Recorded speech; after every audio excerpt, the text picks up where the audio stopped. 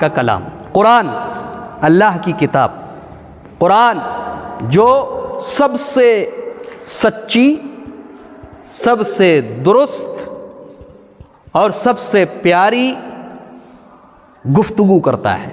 اللہ رب العالمین نے فرمایا ان ھذا القرآن یہدی للتی ہی اقوم، یہ قرآن وہ قرآن ہے جو بالکل سچی، درست، ٹھیک اور یقین دلانے والی گفتگو کرتا ہے۔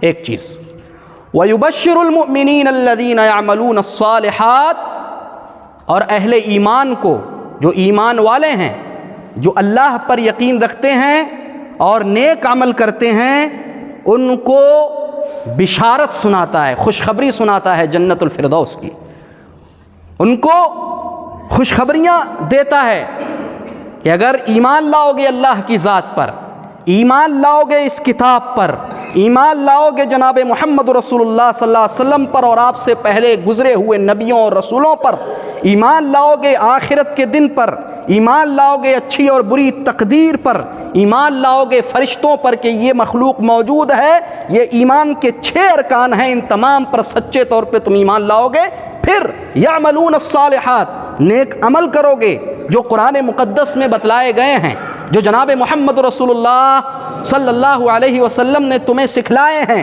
بتائے ہیں، تمہیں جن کی خبر دی ہے، تم ان پر ایمان لاؤ گے تو اللہ رب العالمین فرماتا ہے کہ ان تمام چیزوں کے بعد یہ قرآن تمہیں جنت کی خوشخبری سناتا ہے۔ ہم نے ذکر کیا قرآن سچی، درست، ٹھیک گفتگو کرتا ہے، اس میں ذرہ برابر بھی کسی قسم کا نہ تو شک ہے نہ تردد ہے۔ آج کا ہمارا جو ٹاپک ہے، جو موضوع ہے، قرآن اور سائنس، بہت زبردست ٹاپک میں آپ کے سامنے پیش کر رہا ہوں۔ مقصد کیا ہے؟ مقصد یہ ہے کہ وہ لوگ جو قرآن پر طعن و تشنیع کرتے ہیں، جو قرآن میں کیڑے نکالنے کی کوشش کرتے ہیں، جو قرآن کے اندر قسم قسم کی لغویات کے ہونے کی بات کرتے ہیں، اسی طرح قرآن سے متعلق غلط افواہیں پھیلاتے ہیں اور ان کو عام کرتے ہیں، ایسے لوگوں پر اللہ سبحانہ و تعالیٰ نے اس کلام مقدس میں کتنا خوبصورت ذکر کیا ہے، نقشہ کھینچا ہے ان لوگوں کے رد میں، اس کو ہم دیکھیں گے۔ ہمارے 3 پوائنٹس ہیں، 3 مین پوائنٹس، 3 اہم پوائنٹس پر ہم گفتگو کریں گے۔ پہلا point, Quran in the field of astronomy, قرآن اس یونیورس کے بارے میں کیا گفتگو کرتا ہے، قرآن جو سولر سسٹم ہے اس کے تعلق سے کیا گفتگو کرتا ہے، قرآن کی اسٹڈی، قرآن کا مطالعہ اور قرآن کے اندر جو گفتگو ہے، جو نالج ہے، اس آسمان کے بارے میں کیا ہے، زمین کے بارے میں کیا ہے، اور آسمان اور زمین کے درمیان جو خلا ہے، جو خالی جگہیں ہیں، ان کے تعلق سے قرآن کیا کہتا ہے۔ تو پہلا پوائنٹ ہمارا یہ ہوگا۔ دوسرا point, Quran in the field of zoology, قرآن حیوانات کے بارے میں کیا کہتا ہے، قرآن جانوروں کے بارے میں کیا کہتا ہے، قرآن پرندوں کے بارے میں کیا کہتا ہے، اس تعلق سے مختصراً گفتگو کریں گے انشاءاللہ۔ اور تیسرا جو پوائنٹ ہے، قرآن ان دا فیلڈ آف، جو بہت اہم پوائنٹ ہے، جس کو ہم کہتے ہیں اوشنوگرافی، سمندروں کے بارے میں قرآن کی کیا نالج ہے۔ یہ پوری جو یونیورس ہے، اس کے اندر یہ تینوں چیزیں داخل ہیں، مختصراً اس کے بارے میں آپ کے سامنے بات کریں گے۔ سب سے پہلے ہم لیتے ہیں آسمان اور زمین کے بارے میں اللہ کیا کہتا ہے۔ اللہ رب العالمین فرماتا ہے قرآن مقدس میں، کفروا، کیا ان کافروں کو معلوم نہیں ہے؟ سب سے خطاب ہے، چاہے وہ کافر اللہ کے نبی جناب محمد رسول اللہ صلی اللہ علیہ وسلم کے زمانے میں ہوں اور بڑی بڑی باتیں کرنے والے ہوں، یا نبی اکرم صلی اللہ علیہ وسلم کے زمانے کے بعد میں آنے والے قیامت تک جتنے بھی کافر ہیں، مشرک ہیں، جو اپنی نالج پر، اپنی اسٹڈی پر، اپنے مطالعے پر فخر کرتے ہیں، ان سے اللہ خطاب کر رہا ہے۔ اولم یر الذین کفروا، کیا ان کافروں کو معلوم نہیں ہے؟ کیا معلوم نہیں ہے؟ فرمایا ان السماوات والارض کانتا رتقا، کہ یہ 7 آسمان، یہ 7 زمینیں ملی ہوئی تھیں، رتقا، عربی میں رتق کہتے ہیں صد کو، ملا ہوا، بندھا ہوا، ملا ہوا، جڑا ہوا۔ اللہ نے آسمان و زمینوں کو بے ہزار، ہم نہیں جانتے، یعنی اللہ رب العالمین کو اس کا علم ہے، بہت لاکھوں سال پہلے اللہ نے آسمان اور زمینوں کو پیدا فرمایا ہے، جس کا علم صرف اللہ رب العالمین کو۔ لیکن اللہ رب العالمین یہاں ذکر کر رہا ہے کہ ہم نے آسمان و زمینوں کو بہت پہلے پیدا کر دیا ہے، لیکن یہ آسمان اور زمین یہ ملے ہوئے تھے، ہم نے ان کو تہ بتہ نہیں پیدا کیا تھا، ابھی ملے ہوئے تھے، ملا تو دیا تھا ہم نے، ان کو پیدا کر دیا تھا ہم نے، لیکن اللہ سبحانہ و تعالیٰ فرماتا ہے کانتا رتقا، یہ دونوں ملے ہوئے تھے۔ اللہ فرماتا ہے ففتقناہما، تو ہم نے ان دونوں کو پھاڑ دیا، یعنی الگ الگ کر دیا۔ آسمانوں کو کتنے حصوں میں تقسیم کیا اللہ رب العالمین نے، زمینوں کو کتنے حصوں میں تقسیم کیا اللہ رب العالمین نے، ایک دوسری ایسے سمجھتے ہیں۔ اللہ رب العالمین فرماتا ہے الذی خلق سبع سماوات طباقا، کہ وہی وہ ذات ہے کہ جس نے آسمانوں کو 7 طبقوں میں پیدا کیا، 7 حصوں میں پیدا کر دیا، ملے ہوئے تھے آسمان بھی اور زمین بھی۔ پھر اللہ کہتا ہے کہ ہم نے اس کے بعد ہر تہ کو، ہر طبقے کو الگ الگ پیدا کر دیا، الگ الگ کر دیا۔ یہ قرآن مقدس کے اندر یہ چیز موجود ہے، قرآن نے صاف طور پہ ایسٹرونومی کے بارے میں ہمیں خبر دی ہے، اور بہتر انداز میں خبر دی ہے۔ جو ایسٹرونومر ہیں وہ اس تعلق سے آپ کو بتا سکتے ہیں، اگر انہوں نے قرآن کا بھی سائنس کے ساتھ مطالعہ کیا ہوگا، اسٹڈی کی ہوگی۔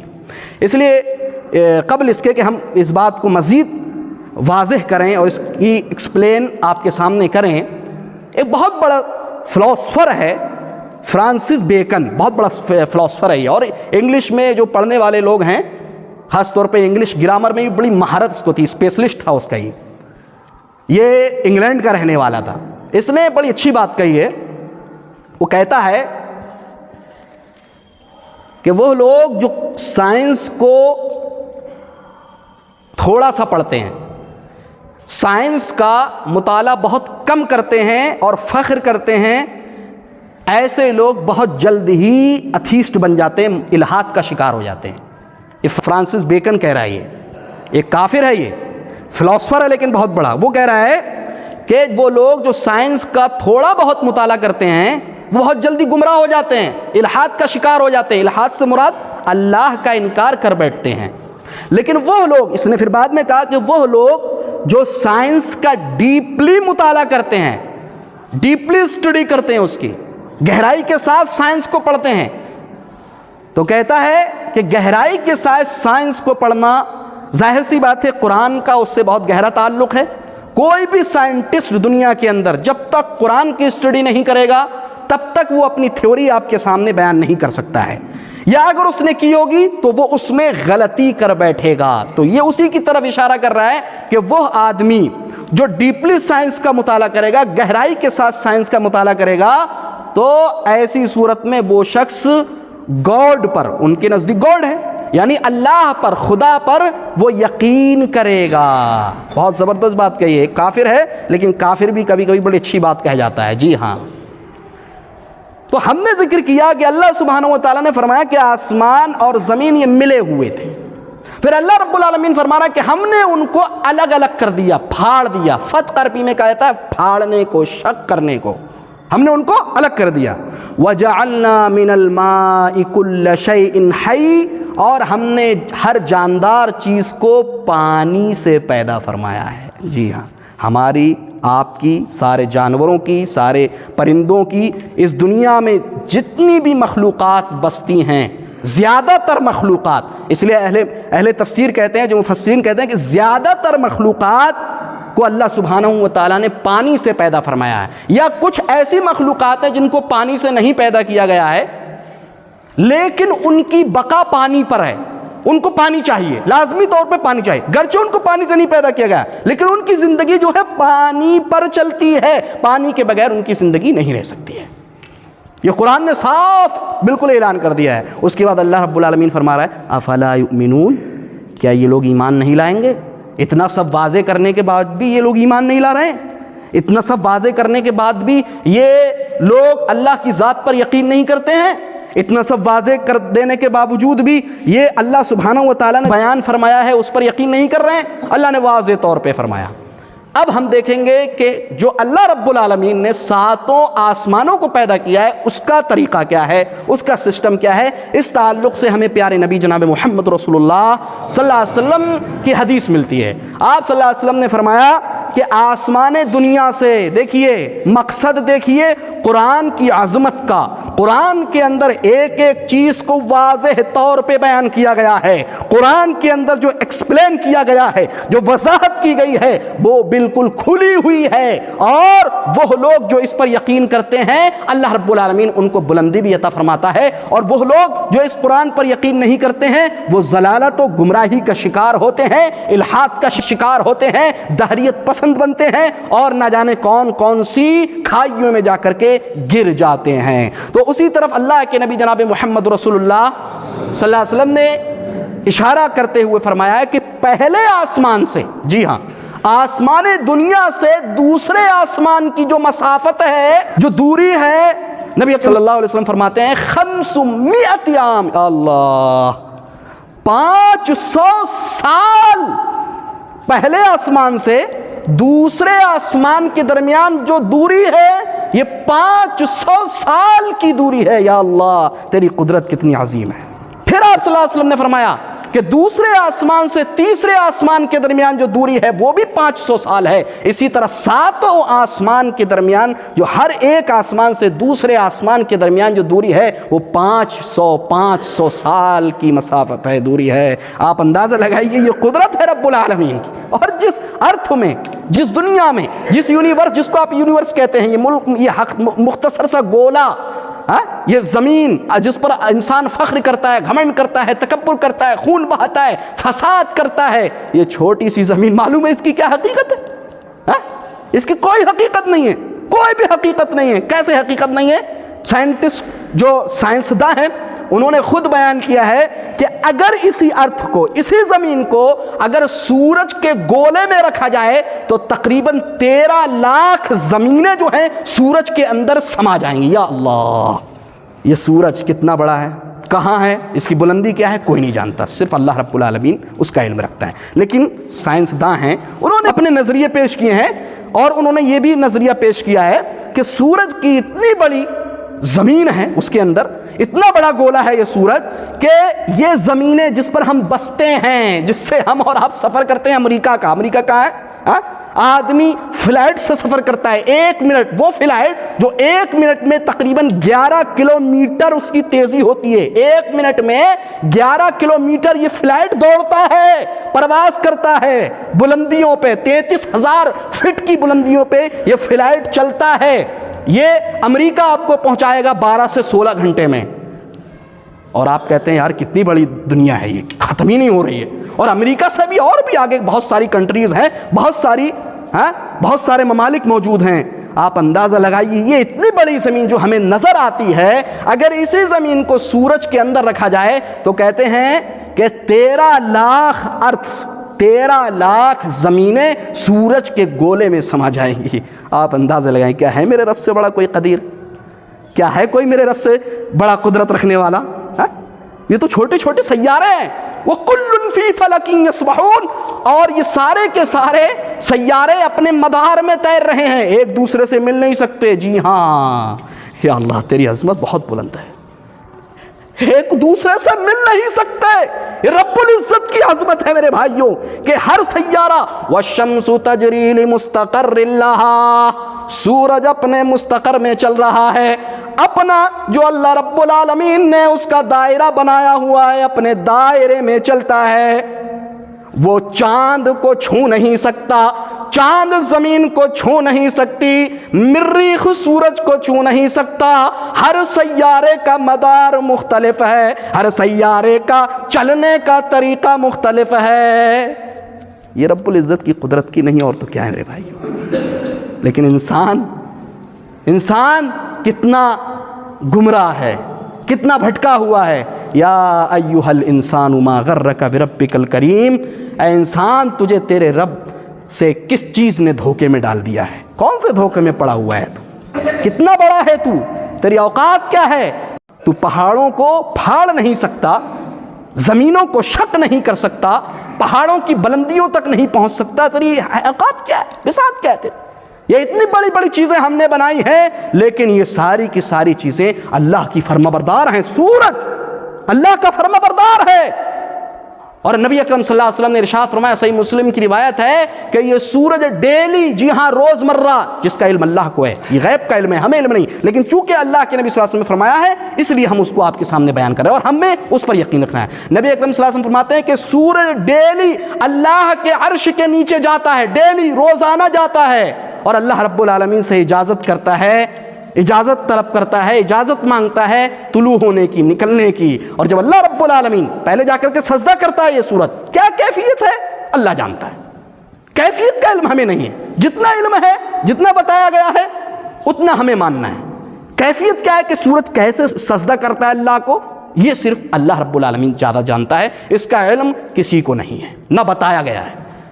بہرکیف سجدہ کرتا ہے ڈیلی جا کر کے اللہ سبحانہ و تعالیٰ کے عرش کے نیچے، اللہ رب العالمین کو سجدہ کرتا ہے، اور اللہ رب العالمین سے روزانہ یہ سورج اجازت طلب کرتا ہے کہ اللہ سبحانہ و تعالیٰ مجھے اجازت دیجئے نکلنے کی، طلوع ہونے کی۔ اللہ رب العالمین ڈیلی اس کو، سورج کو نکلنے کی اجازت دیتا ہے مشرق سے، پورب سے۔ لیکن قیامت کی بڑی نشانیوں میں سے نبی اکرم صلی اللہ علیہ وسلم نے ایک نشانی یہ بھی بیان فرمائی ہے کہ جب قیامت قریب ہوگی تو یہ سورج مغرب سے طلوع ہوگا، پچھم سے طلوع ہوگا، یا اللہ۔ اور اس کے بعد اللہ رب العالمین نے خود فرمایا کہ جس دن یہ سورج پچھم سے طلوع ہوگا، مغرب سے طلوع ہوگا، اس دن کے بعد توبہ کے سارے دروازے بند کر دیے جائیں گے۔ مومنو، اس سے پہلے کہ سورج ادھر سے طلوع ہو، اللہ سے توبہ کر لو، اللہ سے معافی مانگ لو، اللہ کے سامنے رو، اللہ کے سامنے گڑ گڑاؤ۔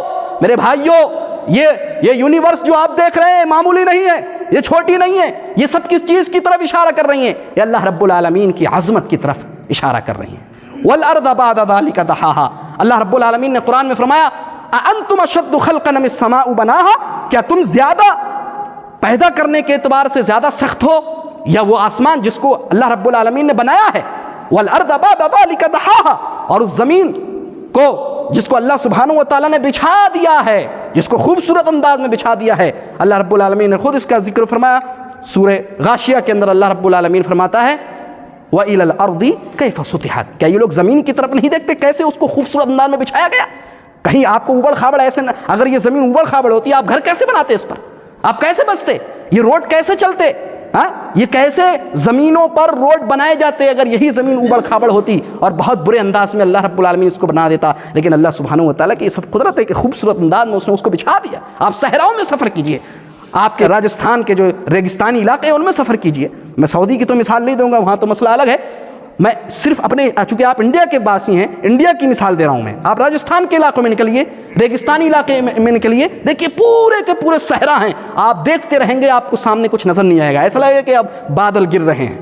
یہ اتنے بڑے بڑے اللہ سبحانہ و تعالیٰ نے صحرا بنائے ہیں میرے بھائیو، ساری کی ساری چیزیں ایک وحدہ لا شریک لہ کی قدرت پہ دلالت کرتی ہیں۔ لیکن افسوس ان مشرکوں پر، افسوس ان لوگوں پر جو غیروں کو اپنا معبود بناتے ہیں، افسوس ان لوگوں پر کہ جو غیروں کے سامنے ان پیشانیوں کو رگڑتے ہیں اور ان پیشانیوں سے خون نکالتے ہیں میرے بھائیوں، اور نہ جانے کون کون سے طریقے اپناتے ہیں، یہ سارے کے سارے طریقے غلط ہیں۔ وَالْأَرْضَ بَعْدَ ذَلِكَ دَحْيَاهَا، بہت زبردست۔ سائنس کیا کہتی ہے؟ سائنس کہتی ہے دنیا گول ہے، دنیا گول ہے، زمین جو ہے یہ گول ہے، لیکن قرآن نے اس کا انکار کیا، قرآن کہتا ہے نہیں، گول نہیں ہے۔ وَالْأَرْضَ بَعْدَ ذَلِكَ دَحَا، عربی میں دحا یدحو کہتے ہیں بچھانے کو، عربی میں دحا یدحو کہتے ہیں بسطہا، بچھا دیا اللہ نے اس کو۔ تو اس کی شکل کیا ہے؟ آپ نے دیکھا ہوگا، ہمارے سب بھائیوں نے تو نہیں دیکھا ہوگا، بعض بھائیوں نے دیکھا ہوگا، شتر مرغ کو جانتے ہوں گے آپ۔ شتر مرغ ایک بڑا سا ہوتا ہے جانور، دو پیر ہوتے ہیں اس کے، اور چونچ نکلی ہوتی ہے، اس کی چونچ یہ سمجھ لیجیے آپ گدھ کی طرح، ایک بڑا سا جانور ہوتا ہے۔ یہ شتر مرغ جو ہوتا ہے اس کا انڈا جو ہے، جو انڈے کی جو شیپ ہے، اللہ سبحانہ و تعالیٰ نے ذکر کیا کہ یہ زمین اس طرح ہے جس طرح شتر مرغ کا انڈا ہوتا ہے۔ مثال کے طور پہ اب میں آپ کو ایک عام مثال سے سمجھاتا ہوں۔ آپ انگور دیکھتے ہیں نا، انگور جو ہوتا ہے وہ تو ایسا ہوتا ہے، تھوڑا کچھ انگور گول بھی ہوتے ہیں۔ جب انگور پر آپ ہلکا سا ایسے ہاتھ رکھ دیتے ہیں، دبا دیتے ہیں، تو یہی شیپ اس دنیا کی ہے، بالکل گول نہیں ہے۔ ہاں میں آپ کو یہ بات بتا دوں، یہ بہت اہم بات ہے کہ جو سائنٹسٹ رہتے ہیں، جو سائنسداں ہیں، ان کی ڈیلی یہ کوشش ہوتی ہے کہ وہ کسی نہ کسی طرح قرآن کی آیتوں کو جھٹلائیں اور قرآن کی آیتوں کو جھٹلا کر کے لوگوں کے سامنے اس کی غلط شبیہ بیان کریں۔ یہ کوشش ہے سائنسدانوں کی، بہت پہلے سے کوشش ہے، لیکن الحمدللہ رب العالمین بہت سارے سائنسداں ایسے ملیں گے آپ کو جو ماشاءاللہ تبارک اللہ، انہوں نے جب اسٹڈی کی قرآن کی، مطالعہ کیا، قرآن کی اسٹڈی، قرآن کا مطالعہ کرنے کے بعد جب ان کو نالج ہو گئی تو بہت سارے سائنسداں جو کافر تھے، یہودی تھے، عیسائی تھے، کرسچن تھے، ماشاءاللہ تبارک اللہ انہوں نے اسلام کو قبول فرمایا۔ ایک مختصر آپ کے سامنے ہم نے اس کو بیان فرمایا۔ آئیے دوسرا جو پوائنٹ تھا، ویسے تو بہت لمبی گفتگو ہو جائے گی اگر میں صرف آسمانوں پہ گفتگو کروں۔ ماؤنٹ ایوریسٹ جو ہمارے یہاں سب سے اونچی دنیا کے اندر چوٹی مانی جاتی ہے، جس کی اونچائی تقریباً 8,800 میٹر ہے، یعنی تقریباً 8.5 کلومیٹر سے زیادہ اس کی اونچائی ہے۔ ماؤنٹ ایوریسٹ بہت مشہور ہے، اس تعلق سے اگر گفتگو کریں تو بہت ساری چیزیں ہیں، لیکن اللہ رب العالمین نے ایک آخری بات اسی پوائنٹ سے متعلق کہ اللہ رب العالمین نے جو آکسیجن رکھی ہے اگر دیکھا جائے تو وہ ارتھ پر ملے گی، آپ کو زمین پر ملے گی، اور اس کا بھی ایک حصہ اللہ رب العالمین نے معین کیا ہوا ہے۔ بہت سارے لوگ جو چاند پر گئے ہیں، بہت سارے لوگ جو مون پر گئے ہیں، قمر پر گئے ہیں، چاند پر گئے ہیں کچھ لوگ، جیسا کہ آپ جانتے ہیں جو ہمارے ماشاءاللہ سائنس میں پڑھنے والے جو بچے ہیں وہ اس کا علم رکھتے ہیں، جو بھی گئے ہیں تو انہوں نے کوشش کی ہے کہ کیا وہاں آکسیجن ہے کہ نہیں ہے۔ اب تک ان کی یہی کوشش آئی ہے کہ وہاں پر اتنی آکسیجن نہیں ہے، اتنی مقدار میں آکسیجن نہیں ہے جتنی الحمدللہ رب العالمین آپ کو یہاں پر آکسیجن دی گئی۔ آکسیجن کے تعلق سے ایک واقعہ یاد آ گیا۔ سعودی عرب کا ایک مشہور شہر ہے ریاض، ایک بوڑھا شخص تھا، آکسیجن اس کو لگائی گئی، تقریباً 15 دن وہ ایڈمٹ رہا ہاسپٹل کے اندر۔ اللہ رب العالمین کتنا عظیم ہے، کتنی بڑی نعمت ہے میرے بھائیو، اس پہ شکر ادا کرو اللہ کا۔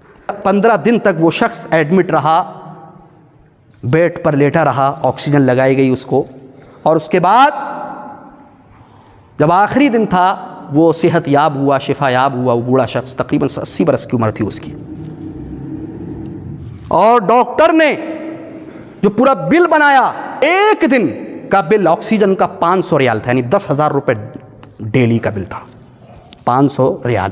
وہ بوڑھا آنکھوں سے اللہ سبحانہ و تعالیٰ کا شکر ادا کر رہا ہے، دل سے رونے لگا، آنسو نکلنے لگے۔ لوگوں نے پوچھا کہ آپ کے پاس پیسے نہیں ہیں؟ ڈاکٹر نے کہا کہ پیسے نہیں ہیں آپ کے پاس؟ کہا میرے پاس بہت کچھ ہے، میں سب کچھ دے دوں گا آپ کو، لیکن رب العزت مجھے سیکنڈ پر آکسیجن فراہم کرتا ہے۔ اس نے آج تک مجھ سے ایک پیسہ نہیں مانگا، اس نے آج تک مجھ سے مال و دولت کا شکوہ نہیں کیا۔ آج تم نے صرف مجھے ایک دن کے لیے آکسیجن دی ہے تو 500 ریال کا مطالبہ کر رہے ہو۔ اللہ اکبر میرے بھائیو، اللہ نے اس کو بے شمار دولت سے نوازا تھا، لیکن اللہ کا شکر ادا کرنے کا طریقہ دیکھیے کہ اس شخص کی آنکھیں اشکبار ہو گئی، وہ رونے لگا اور کہنے لگا رب العزت تیری قدرت بہت عظیم ہے، تو نے بہت نوازا ہے۔ میرے بھائیو ذرا اندازہ لگائیے، اللہ نے آپ کو صحت یاب بنایا ہے، اللہ نے آپ کو شفا یاب بنایا ہے، آپ کو اللہ رب العالمین نے بہترین صحت بخشی ہے۔ اگر آپ ابھی ایڈمٹ ہو جائیں، آکسیجن کی ضرورت پڑے میرے بھائیو، تو آپ کا ڈاکٹر فوراً بل بنائے گا، 10 کا 20 کا لاکھوں کا بل بنائے گا، لیکن فری میں اللہ رب العالمین آپ کو آکسیجن فراہم کر رہا ہے۔ میرے بھائیو یہ اس ارتھ کی بات کر رہا ہوں، میں اس زمین کی بات کر رہا ہوں، اور دوسرے گولوں پہ اللہ رب العالمین نے آکسیجن رکھی ہے۔ جو جہاں تک پہنچا اس نے اپنا بیان کیا کہ وہاں پر اتنی مقدار میں، بلکہ ماؤنٹ ایوریسٹ والے جو ماؤنٹ ایوریسٹ میں جو بہت سارے لوگ گئے ہیں وہ خود کہتے ہیں کہ وہاں پر بھی اتنی مقدار میں آکسیجن موجود نہیں ہے۔ یہ اللہ کی میرے بھائی قدرتیں ہیں جو اللہ رب العالمین تمہارے سامنے قرآن مقدس کے اندر بیان فرما رہا ہے۔ ایک دوسری چیز، قرآن کا تعلق حیوانات کے تعلق سے کیا ہے؟ قرآن حیوانات کے بارے میں کیا کہتا ہے؟ اللہ رب العالمین نے قرآن مقدس میں ارشاد فرمایا وَقَالَتْ نَمْلَةٌ يَا أَيُّهَا النَّمْلُ ادْخُلُوا مَسَاكِنَكُمْ لَا يَحْطِمَنَّكُمْ سُلَيْمَانُ وَجُنُودُهُ وَهُمْ لَا يَشْعُرُونَ۔ اللہ رب العالمین نے جب حضرت سلیمان علیہ السلام اپنے لاؤ لشکر کو لے کر کے ایک جگہ سے گزر رہے تھے، وہاں پر چیونٹیوں نے حضرت سلیمان علیہ السلام کے لشکر کو دیکھا، حضرت سلیمان علیہ السلام کی فوج کو دیکھا، تو ایک جو ان کی رانی تھی وہ کیا کہہ رہی ہے؟ اللہ رب العالمین نے ذکر فرمایا وَقَالَتِ نَمْلَةٌ يَا أَيُّهَا النَّمْلُ ادْخُلُوا مَسَاكِنَكُمْ، اور چیونٹیوں کی رانی نے کہا اے چیونٹیوں ادخلوا مساکنکم، تم اپنے بلوں دلوں میں داخل ہو جاؤ، تم اپنے گھروں میں داخل ہو جاؤ، تم اپنے گھروں میں سکونت پذیر ہو جاؤ، تم اپنے گھروں کے اندر چلے جاؤ، انٹری کر لو۔ کیوں؟ لا يحطمنکم سلیمان وجنودہ وہم لا یشعرون، کہیں ایسا نہ ہو کہ سلیمان اور ان کی فوج کا لشکر تمہیں روند کر کے نہ رکھ دے اور انہیں خبر بھی نہ ہو۔ کیا کہنا مقصد ہے اس آیت میں وہ دیکھیے۔ اللہ نے فرمایا وقالت نملہ، چیونٹیوں کی رانی نے کہا۔ بہت زبردست بات ہے۔ ہمارے گروپس ہیں، ہماری جماعتیں ہیں، کمیونٹیز ہیں، ہماری الگ الگ گروپس بنے ہوئے ہیں، سب کے اپنے اپنے انسانوں کے اپنے گروپ ہیں۔ فلاں حاکم ہے، فلاں کی حکومت ہے، فلاں حاکمیت کر رہا ہے اس روئے زمین پر، سب کے الگ الگ گروپس ہیں۔ یہ تھیوری، یہ فکر سائنس نے آپ کے سامنے بعد میں پیش کی ہے، قرآن تو بہت پہلے سے کہہ چکا ہے۔ وما من دابۃ فی الارض، کہ زمین کے اندر بسنے والے جتنے بھی جانور ہیں، ولا طائر یطیر بجناحیہ، اور یہ پرندے جو آسمانوں میں اپنے بازوؤں کے ساتھ اڑتے ہیں، الا امم امثالکم، یہ تمہارے جیسی جماعتیں رکھتے ہیں۔ اللہ اکبر، ان کی جماعتیں ہیں۔ جی ہاں، فلاں چیونٹی فلاں پر حکومت کرتی ہے، ان کی جماعت، ان کا گروہ الگ ہے، ان کا گروہ الگ ہے۔ جی ہاں، اللہ اکبر، بہت بڑی بات ہے یہ۔ اور سائنس، جو سائنسداں ہیں، سائنٹسٹ ہیں، انہوں نے یہ چیز بعد میں پیش کی آپ کے سامنے، اور ہم سمجھتے ہیں کہ ارے سائنس نے بہت بڑی بات کہی ہے ہمارے سامنے۔ جن کو نالج نہیں ہے وہ سائنس کی طرف جاتے ہیں، لیکن جن کو نالج ہے، جنہوں نے قرآن پڑھا ہے صحیح طریقے سے، تفسیر کے ساتھ پڑھا ہے، اہل علم کے قول کے مطابق پڑھا ہے، ڈیپلی قرآن پڑھا ہے، تدبر کیا ہے، وہ اس چیز کو جانتے ہیں کہ اللہ نے یہ چیز بہت پہلے ذکر کر دی ہے۔ اور ایک چیز اور بتا دوں، بہت اہم چیز ہے، بہت سارے لوگوں سے سنا ہوگا کہ قرآن یہ 1400 برس پہلے نازل ہوا۔ ٹھیک ہے، بالکل درست بات ہے۔ قرآن 1400 برس پہلے اللہ کے نبی جناب محمد رسول اللہ صلی اللہ علیہ وسلم پر نازل ہوا، اس میں کسی کو انکار نہیں، کوئی انکار نہیں کرتا، اللہ کے نبی صلی اللہ علیہ وسلم پر نازل ہوا۔ لیکن قرآن کے اندر جو باتیں موجود ہیں، کیا وہ پہلے رسولوں پر نازل کی گئی تھی، ان کو بتایا گیا تھا کہ نہیں؟ جی ہاں، بتایا گیا تھا۔